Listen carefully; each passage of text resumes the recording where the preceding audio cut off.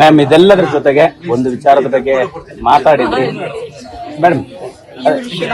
ಅದೇ ದರ್ಶನ್ ಅವ್ರ ವಿಚಾರವಾಗಿ ಪ್ರತಿಕ್ರಿಯೆ ನೀಡ್ತಾ ಬಂದ್ವಿ, ಸಾಕಷ್ಟು ಬೆಳವಣಿಗೆಗಳಾಯ್ತು. ನೀವು ಪೊಲೀಸ್ ಸ್ಟೇಷನ್ ಮೆಟ್ಲಿರುವಂತ ಅವರ ಅಭಿಮಾನಿಗಳ ವಿಚಾರ ಈಗಾಗಿರುವಂತಹ ಸುಪ್ರೀಂ ಸಂದೇಶಗಳನ್ನ ತಾವು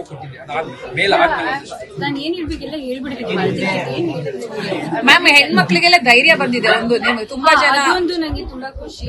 ಯಾಕಂದ್ರೆ ಇದೆಲ್ಲ ಆದ್ಮೇಲೆ ಕಾಮೆಂಟ್ ಸೆಕ್ಷನ್ ಸ್ವಚ್ಛ ಭಾರತ್ ಅಂತಾನೆ ಹೇಳ್ಬೋದು. ಹೌದು, ಕಾಮೆಂಟ್ಸ್ ಅಂಡ್ ಹೆಣ್ಮಕ್ಳಿಗೆ ಸ್ವಲ್ಪ ಧೈರ್ಯ ಬಂದಿದೆ ಅಂಡ್ ಅವ್ರಿಗೆ ಟ್ರೋಲಿಂಗ್ ಎಲ್ಲ ಕಡಿಮೆ ಆಗಿದೆ. ಸೊ ಹಾಗಾಗಿ ಐ ಫೀಲ್ ಲೈಕ್ ಎಲ್ಲೋ ಒಂದ್ ಕಡೆ ಒಂದು ಒಳ್ಳೇದಾಯ್ತು ಅಂತ.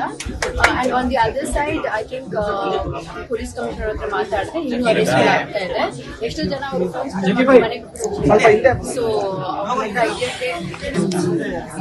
ಸೊ ಇನ್ನೂ ಒಂದಷ್ಟು ಜನ ಅರೆಸ್ಟ್ ಆಗ್ತಾರೆ. ಇಲ್ಲಿವರೆಗೂ ಐ ಥಿಂಕ್ ಒಂದು 7 ಜನ ಅರೆಸ್ಟ್ ಆಗಿದ್ದಾರೆ.